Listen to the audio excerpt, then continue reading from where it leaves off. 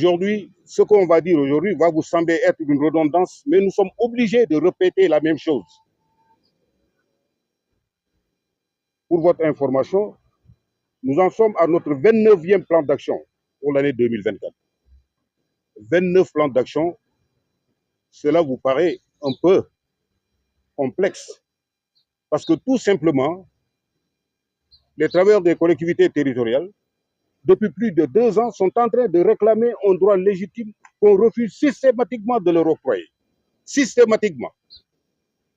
Et pour la petite information, l'actuel ministre des collectivités territoriales, on l'a suivi récemment, il a fait une sortie pour dire qu'il y a que 1000 travailleurs qui sont concernés par les augmentations de salaire.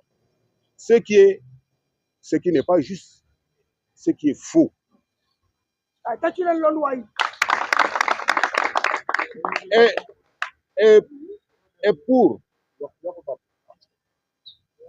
Et pour justifier cela,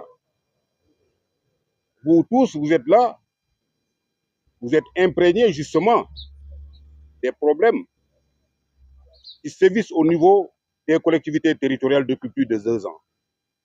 Nous sommes en train de réclamer un droit légitime, parce que ce droit légitime, c'est une loi qui nous la confère, c'est-à-dire la loi 29-08, non, c'est la loi 29 qui dit tout simplement que l'article 29 du moins, qui dit tout simplement que toute revalorisation de rémunération allouée à l'agent de l'État est d'office applicable aux agents des collectivités territoriales. Je disais que ce n'est pas écrit en bambara ni en manding, c'est écrit en français, c'est clair.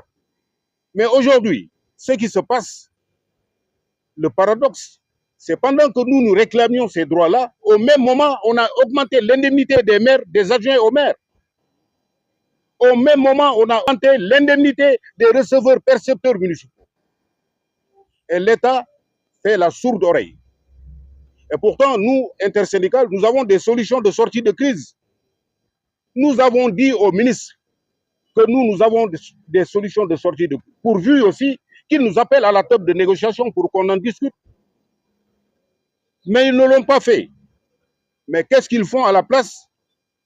Le ministre se permet de sortir des actes de réquisition pour essayer justement d'annuler l'esprit revendicatif dans les collectivités territoriales. Mais cela ne va pas prospérer parce que tout simplement, nous sommes aujourd'hui plus que déterminés à réclamer ce droit légitime au travers des collectivités territoriales. Mais malheureusement, ce qui fait mal, c'est qu'on a comme l'impression que les nouvelles autorités de ce pays-là, de notre pays, ne comprennent pas les enjeux. Un pays ne peut pas se développer sans des collectivités territoriales viables, attractives et porteuses de projets de développement. Vous tous, vous le savez. Allez dans la sous-région, allez un peu partout dans le monde. Les travailleurs des collectivités territoriales sont mis dans de bonnes conditions et ils ont des salaires qui leur permettent de vivre, des salaires décents. Mais il n'y a qu'au Sénégal qu'on voit des salaires de 50 000, 60 000, qui sont même au-deçà même du SMIC. Et dans les collectivités territoriales, mais nous pouvons écrire beaucoup de choses sur les collectivités, les méfaits, justement dans les collectivités territoriales. Ce que nous réclamons, c'est tout juste cela. L'octroi de ces indemnités, de cette augmentation de salaire, revalorisation de salaire. Et le ministre, moi je voulais bien le rencontrer pour lui dire qu'il n'a rien compris. Parce que s'il avait compris, il n'allait jamais tenir des propos allant nous dire qu'il n'y a que 1000 travailleurs qui sont concernés. Ce n'est pas lié. La revalorisation des salaires, c'est des considérations sociales.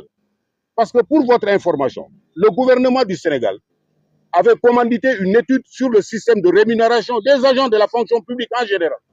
Mais quand on parle de fonction publique, les travailleurs des collectivités territoriales, nous sommes des démembrements de l'État. Et au même titre que les agents de l'État, nous devons avoir les mêmes émoluments.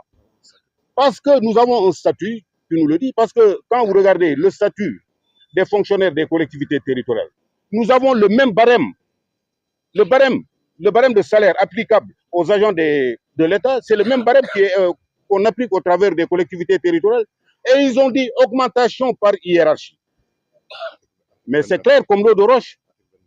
Mais non, ils ont augmenté le salaire des agents de l'État, Même parce qu'il ne faut pas oublier qu'au niveau de l'État, il y a des agents non fonctionnaires qui sont soumis au régime général, c'est-à-dire le régime de l'IPRES. Ceux-là même ont bénéficié de ces augmentations.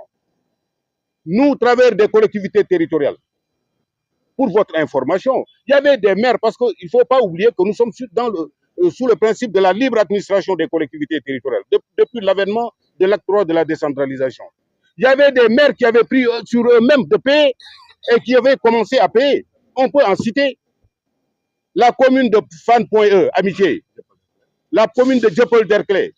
Quand vous allez un peu plus loin, à Pikine, il y a des communes qui avaient décidé, des maires qui avaient pris sur eux de payer cela.